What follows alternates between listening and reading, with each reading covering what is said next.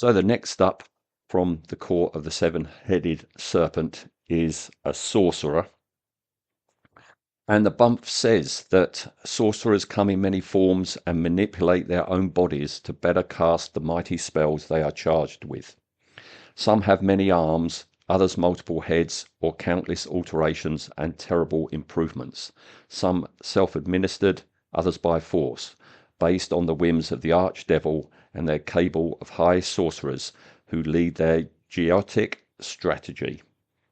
A sorcerer's feet do not touch the ground, a distant echo of their angelic past, but instead float across no man's land, chanting the cruel gospel of hell as they advance.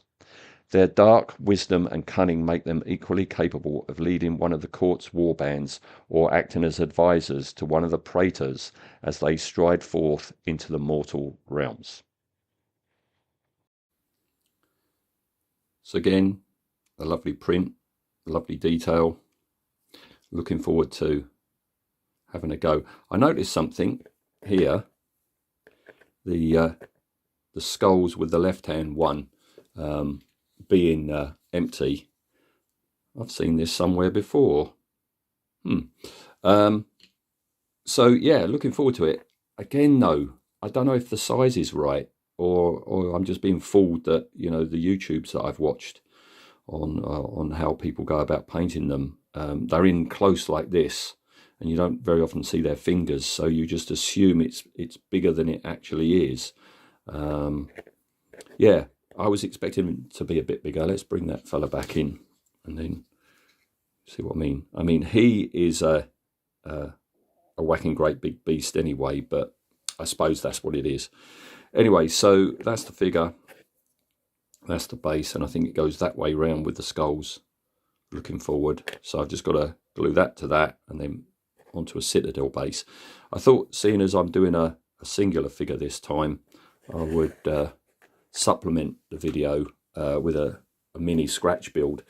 I've had in my bits box for years and years and years this, I think this is 1/72 scale tractor tank, missing its turrety thing, and it's just been sat there doing nothing. So I'm thinking, this is very Trench Crusade, so I'm going to weaponize this somehow. So yeah, it'll be the Sorcerer, and it'll be this fella this time. So I stuck him to a base, and then I flocked the base, and then I thought the base looks a bit small. And then finally, after weeks and weeks of doing these figures, I looked into base sizes. I'm a modeler more than a gamer, and though I'm looking forward to playing Trench Crusade, at the moment all my focus is on building and painting these fantastic models. All right. So finally I looked into it, and it seems that the plan is, with the game, you can use any figure you like from any game system. You can convert anything you want.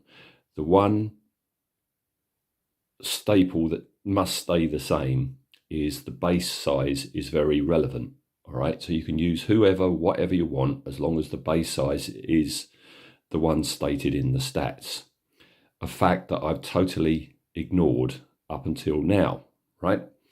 And hence, when I started on this Sorcerer, I didn't look at his stats. And if you look at the stats, it says he should be on a 50mm base, which is what this one is, right? Not that one, okay? And it's something I really should have done right at the very beginning, but completely ignored. I was opening the PDF to look at the glorious artwork rather than the stats themselves. That's somewhere off in the distance once I painted all the models, all right? It's not a problem. Looking back and checking the figures that I've done so far, an awful lot of them are on the wrong size bases. Mainly, the bases are too big, okay? But I don't mind that, because number one, it gives you more of a modelling thing, because you've got more things to put on the base. And also for handling, the bigger the base, the less chances that you're handling the model and you can handle the base more. And lastly, when I finally get round to playing the game with my friends, we're not so rigid that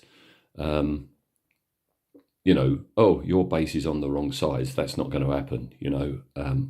What's a few millimeters between friends? So this is him now on his correct size base. This is the 50mm base, as I say. What I've done is there was no way that I could prize his base off of that smaller base. I would just damage the model. So all I've done is I've snipped the sides off of it and stuck it onto the right size base. All that means is he's raised up a little bit higher than he should have been, but that's fine. So I've got to now put scatter material on that base. All right. I'm not going to go back and redo any of my other bases. They're fine. I can live with that. But moving on, I'm going to make a note of what bases I need. I know I'm going to need a lot of bases of a certain size. So moving on from this, my figures will be on the correct size bases. So yeah, more flock material on here, and then a coat of grey primer and white primer, and then I'll be back. Usually over the grey primer I put white primer just to help me out with the speed paints. I'm not going to do that here because there's not going to be an awful lot of lightness about the chap. So that's his skin blocked in. That's Games Workshop Flayed One Flesh, and I'm going to do my traditional now colour scheme for these Trench Crusade monsters, which is that washed with demonic skin, speed paint, and then dry brush back up with the Flayed One Flesh. Okay. His robe's going to be black, so what I'm going to do there is paint this a dark grey, dry brush with a light grey, and then put black speed paint over that. And then it's just a case of do that tablet, do the entrails, and then, oh, the flame effects. I don't like flame effects.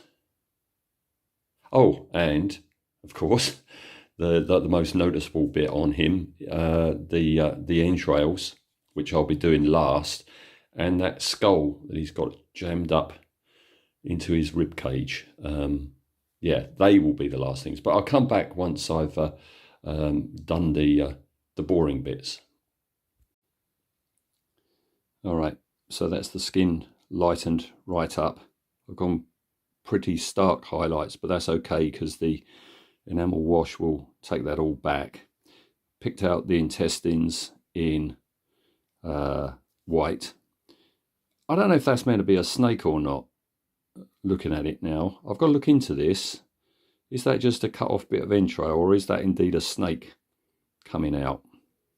All right, that's all. Oh yeah, Tomb King Tan from Vallejo for the stonework, and the horns are a colour that I've only just started using since I've been doing Trench Crusade, Battle Dress Brown, which is a speed paint by Vallejo, and it's this nice yellowy brown. So really pleased with that. So next is pick out the metallics, I think. Oh, of course, there's the robes.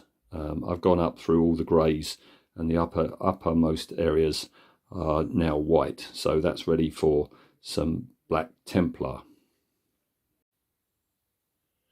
Right, just a quick return to say that's the black on the robes and the metals are on. Well, let's turn to this thing then. So yeah, I like it because it's not conventional. The tracks aren't conventional. It's slightly odd, and as I say, it's 1/72nd scale, which is going to make it too small to actually have a person inside. So what to do? Well, the first thing I'm going to do is snip that off and put something else on there, and I've got to put something on the top, and I've got this old lid off of something or other, which is going to go over the top like so. And what I'm going to do is I'm going to cover that with spikes, blooded spikes. I don't know what this is or what it can be. Maybe it's a device for sending messages across the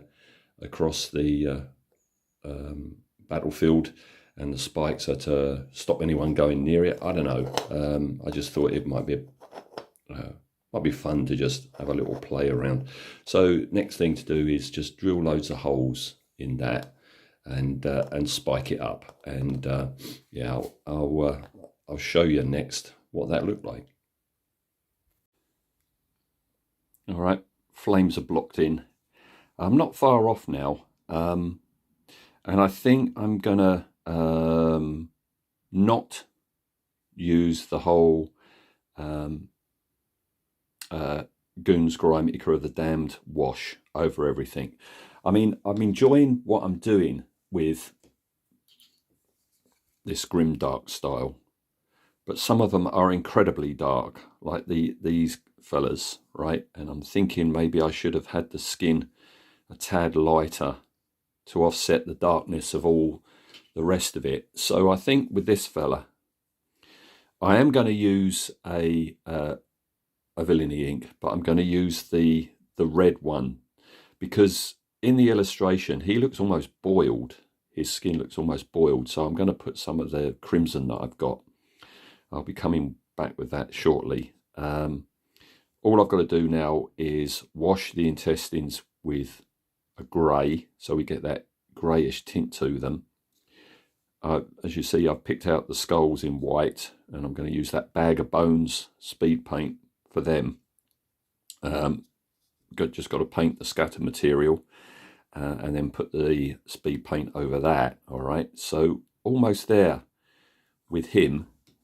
And yeah, that bottle cap, you can see I've dremeled loads of holes in it. I've just got to rub all that down, get rid of all those burrs, glue it to the tank, and then I can start adding the spikes. Something I'm noticing when doing these figures is the Landseer grey that I'm using for this greeny grey mud. Is a really nice colour, but it's very dark, and it darkens things down a tad too much, which is why on this base, you know, I've slopped on some mud to lighten things up. So on this one, I'm gonna have a bit of an experiment, in that what I've been doing is putting on Xandri dust and then putting that contrast over the top. But this time I'm lightening it up. I want to see what it looks like with a lighter base. So this is Tomb King Tan, which I've dry brushed over the Xandri dust. And as you can see, I've dry brushed it on his robes. Next job is that's the skulls painted in a contrast paint, but that's Bag of Bones, which is a nice icky dark colour, but a bit too dark again. So I always go in and I just highlight the very top areas with Screaming Skull. Ditto over here. These are going to be very bloody, these skulls. This is looking a bit red, his hair, and that's because I've put on a wash. Okay, and you can see he is very shiny and very pink. And that is good old villainy inks again, Carrion Crimson. All right, because I want that boiled flesh look. So I've just applied that. I'm going to wait 20 minutes and start dabbing it off. Flames are done. Might put a bit of red on that, but as I keep saying, I'm not keen on flame effects. Yeah, so we're not far off. And then I've also started on this chap, cutting down cocktail sticks and sticking them in. Well, that's needed to be done now is add the gore, but I'm going to hold off on doing that, or hold off on showing you that, because the other little mini project I was doing at the same time has kind of been like left behind. So here it is. Yeah, so I've just glued a load of cocktail sticks in there. All right, so yeah, this is way behind that one.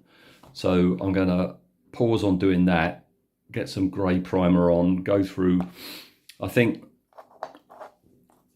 you don't want to see the saga of painting this, so I'll just come back when it's done. So all I'm going to do is do grey primer, coat of matte black, spray of lead belcher, and then rust it up and gore it up. So I'll come back with that done and him done.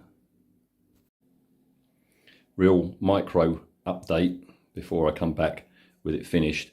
There we are. That's Army Painter Dark Rust and Fresh Rust. I'm leaving the tracks unpainted because I'm going to slather them with mud. With the spiky buggy done and gore applied, and I've done an awful lot on him, a lot of dry blood, a lot of fresh blood, and a lot of mud all over the machine. He's done, and she is done, gored up. All right, so there we go. Another Trench Crusade project finished. There's more to come, although as I video this, I'm starting to get into Moonstone, which is another skirmish, few character game. But the two universes couldn't be further removed, and I'm looking forward to that I can do the grim, dark, horrible, nasty, violent, hideous, blood-splattered Trench Crusade. But then, on the other hand, I can do the bright, vibrant colours of the fun world of Moonstone. So, yeah, there's going to be a lot more Trench Crusade figures coming down the line. But look out for Moonstone as well. Okay, so, that's me done. That's these out of here. See you next time.